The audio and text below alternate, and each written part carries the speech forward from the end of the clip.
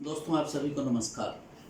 तमिलनाडु में ये सबसे बड़ी परेशानी की स्थिति आ गई है कि तमिलनाडु में जो बिहार के हमारे प्रवासी मजदूर फंसे हैं, बिहार के छात्र फंसे हैं, या फिर बिहार में जो यहाँ आए थे पर्यटक वो फंसे हैं। बिहार से बहुत सारे लोग इलाज कराने के लिए वेलोर आए थे, चेन्नई आए थे, वो फंसे हैं। तो उन सब के लिए एक बहुत बड़ी समस्या है कि अपने बिहार कैसे लौटें। बिहार सरकार के द्वारा इस संदर्भ में कार्रवाई की जा रही है। भारत सरकार ने विभिन्न राज्यों में विभिन्न जगहों पर फंसे हुए मजदूरों को अपने यहाँ बुलाने के लिए राज्य सरकारों को निर्देश दे दिया है। लेकिन तमिलनाडु में चूँकि यहाँ की भाषा तमिल है और अंग्रेज़ी है, इसलिए यहाँ जो हमारे भाई फंसे हुए हैं प्रवासी बिहारी, उनके लिए बड़ी समस्या है कि वो कैसे क्या करें।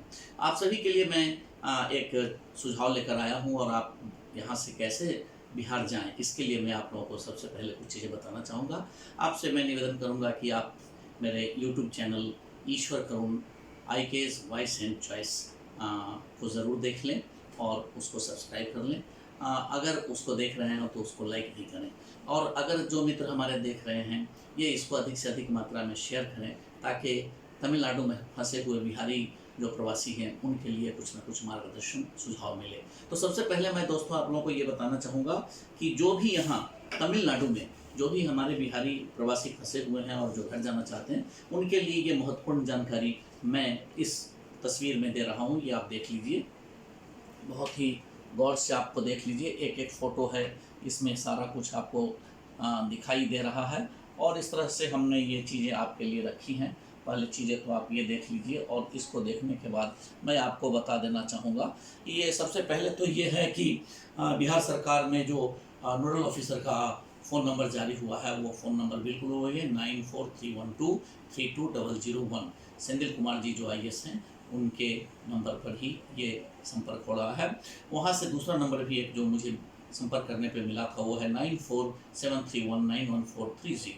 इस तरह से आपको इस नंबर पर फ़ोन करना है। लेकिन जैसा कि हर जगह हो रहा है कि आपको ये फ़ोन जल्दी मिलेगा नहीं, क्योंकि सैकड़ों लोग फ़ोन कर रहे हैं। और दूसरी चीज़ ये है कि फ़ोन उठाने के लिए भी कई बार समस्या होती है। और दूसरी चीज़ ये है कि सरकार जितने लोगों का रजिस्ट्रेशन कर रही है, उनके रजिस्ट्रेशन के अनुसार ही उनको गाड़ियों से, रेलगाड़ियों से वापस बुलाने की बात है। तो सबसे पहले एक चीज़ और इसमें हुआ है कि जिन लोगों को ये परेशानी थी कि फ़ोन नहीं उठता है, बात नहीं होती है, उनके लिए एक हेल्पलाइन भी बिहार सरकार ने जारी किया है। वो नंबर है 0612, नोट कर लीजिए, 0612 0612 2294 और फिर एक नंबर है 06122294 यानी कि 06122294 एंड अगेन 2294 ये जो नंबर हैं, ये हेल्पलाइन नंबर है। आपको अगर कहीं कोई परेशानी हो रही है तो आप इस हेल्पलाइन नंबर पे फ़ोन कर सकते हैं। और अगर वहाँ से बात नहीं बनती है तो सरकार ने दिल्ली का भी एक नंबर जारी किया है, हेल्पलाइन नंबर, वो भी आपको हमने इसमें दिखाया था, वो भी आप नोट कर लीजिए। 011 मतलब 011-2379-2009। फिर से मैं पढ़ता हूँ, 011-2379-2009, और दूसरा नंबर है 23014326। इस तरह से ये सारे फ़ोन नंबर्स दिए गए हैं, इनमें हेल्पलाइन के नंबर हैं, आप उन पर संपर्क कर सकते हैं। छात्रों के लिए एक विशेष नंबर भी दिया गया है, वो नंबर है 0612, जाहिर है ये पटना का नंबर है, बिहार सरकार के यहाँ का नंबर है 0612-0612-2294-600। फिर से जान लीजिए, 0612-2294-600। ये नंबर छात्रों के लिए दिया गया है जो आपदा में फंसे हैं उनके लिए। और जो सबसे महत्वपूर्ण बात है कि बिहार सरकार द्वारा जो तमिलनाडु में जो फंसे हुए बिहारी हैं, वो प्रवासी बिहारी जो मजदूर हैं, जो छात्र हैं, जो पर्यटक रहे हैं, उनके लिए एक लिंक दिया गया है, rtos.nonresidenttamil.org।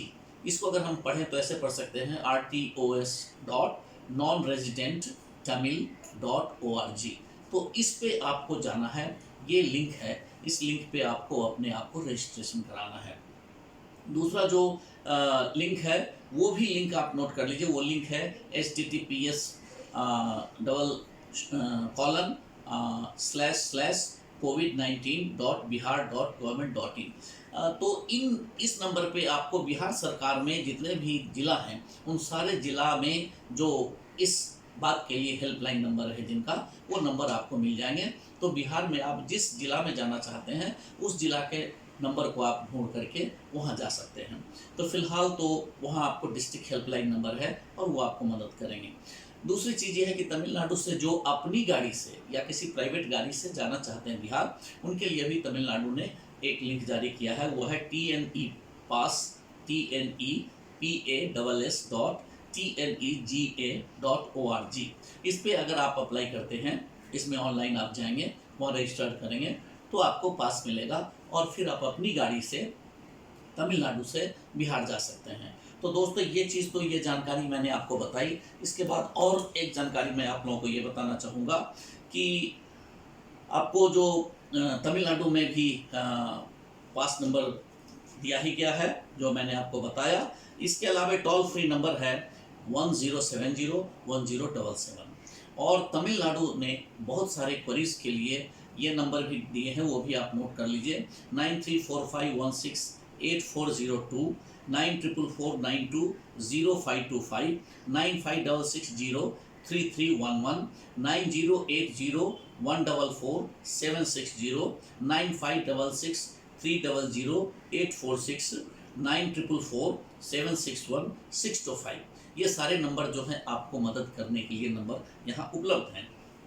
आपको जो करना है, जो अब जैसा मैंने बताया कि आपको सबसे पहले तो रजिस्ट्रेशन के लिए करना है। आप चिंता मत करें, घबराएं नहीं, और अगर आप रह सकते हैं तो फिलहाल जहां हैं वहां सुरक्षित रहें। और अगर आपका जाना बहुत ज़रूरी है तो आप किसी के बहकावे में नहीं आएंगे।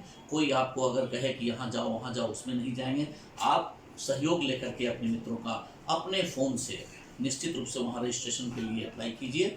और रजिस्ट्रेशन के लिए जब आप उस लिंक पे जाएंगे तो वहाँ एक फॉर्मेट मिलेगा, उस फॉर्म में आपको अप्लाई करना है। हो सकता है कि उस फॉर्म के मिलने के पहले आपको यूजर्स नेम और पासवर्ड पूछा जाए, तो उसके लिए फिर उसी के नीचे एक है क्रिएट योर अकाउंट, तो आप वो अकाउंट क्रिएट कर लें। अकाउंट क्रिएट करने के लिए आपको जब अकाउंट क्रिएट में जाएंगे तो वहाँ आपको जो पूछेगा वो पूछेगा। आप यूजर्स नेम में अपना सेल फोन नंबर दे सकते हैं और आपका जो पासवर्ड है वो आप अपने ABCD 1 2 3 या अपना नाम 19 या जन्म तिथि ऐसा करके पासवर्ड बना लेंगे। और इस तरह से फिर पासवर्ड बनाने के बाद आपको नीचे में कुछ अंक मिलेंगे टेढ़े मेढ़े लिखे हुए, वो जैसा अंक मिले वैसा ही आपको कॉपी करके लिख देना है और फिर सबमिट कर देना है। जब आप सबमिट कर देंगे तो आपको यूज़र नेम और आईडी मिल जाएगा और फिर उस यूज़र नेम और आईडी के द्वारा जब आप उस फॉर्म पे जाएंगे तो वहाँ पे वो फॉर्म आप भरेंगे और उस फॉर्म में जो जो जानकारी है, जिसमें होगा नाम आपका क्या है, आधार नंबर क्या है, कहाँ आप फंसे हुए हैं, कहाँ से कहाँ जाना चाहते हैं, तो ये सारी जानकारियाँ आप वहाँ दे करके रजिस्ट्रेशन करा लें। और रजिस्ट्रेशन के बाद कृपया यह नोट करें कि बिना आपके सेल फोन पे आए हुए किसी संदेश के आप ट्रेन के लिए यात्रा करने के लिए शुभारंभ मत करें।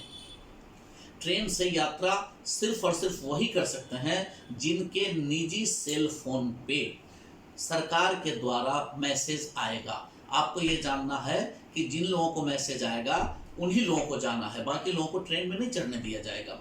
और मैसेज जितने लोगों को आएगा वो यह सोच के आएगा कि इतने ही लोगों के लिए सीट संभव है, इसलिए सीट से अधिक लोगों को संदेश नहीं जाएगा। और जिस दिन उनको बुलाया जाएगा, जहां बुलाया जाएगा वहां उनको जाना है और first come first service basis पे ट्रेन में अपनी जगह लेनी है और बाकी लोग को उसमें नहीं मिलेगा। तो आप घबराएं नहीं, आप प्रयास करते रहें। और ये अगर किसी दूसरे ने आपके लिए रजिस्ट्रेशन कर दिया और उसके सेल फोन पे अगर कोई मैसेज गया है और उसने अगर वो सेल फोन मैसेज आपके फ़ोन पे दिया है तो वो वैलिड नहीं है, उस पर आपको यात्रा करने की अनुमति नहीं मिलेगी। इसलिए आपको अपने ही फ़ोन से करना है एक। और दूसरा, अगर अपने फ़ोन में आपको फ़ोन चलाने नहीं आता है, आपको फ़ोन में वो सारा कुछ नहीं करने आता है, तो जो नंबर मैंने दिया है बिहार सरकार का लैंडलाइन नंबर भी है और जो जनरल नंबर भी है, उस नंबर पे आप कोशिश करते रहिए कि उनसे बात हो और बात करके उनको सारी चीज़ आप लिखा सकते हैं। तो इस तरह से आप सब घबराइए नहीं, जहाँ हैं वहाँ रहिए। लॉकडाउन का आज तीसरा चरण शुरू हो रहा है। मैं जानता हूँ कि आपकी परेशानियाँ हैं, मैं जानता हूँ कि आप बहुत कठिनाई में हैं, लेकिन इस विपत्ति की घड़ी में अपने होशो हवास को बना के रखना है। ऐसे ही जहाँ तहाँ के लिए नहीं निकल जाना है मेरे दोस्त। और भाषा की समस्या जरूर आएगी। जो भी हमारे तमिलनाडु में प्रवासी बिहारी फंसे हुए हैं, उनके लिए तमिलनाडु सरकार बहुत सारा काम कर रही है। आप उसकी सूचना अगर मुझ तक पहुँचाएंगे तो निश्चित रूप से मैं आपकी बातों को संबंधित अधिकारी तक पहुँचाने में हिंदी के माध्यम से आपका सहयोग करूँगा।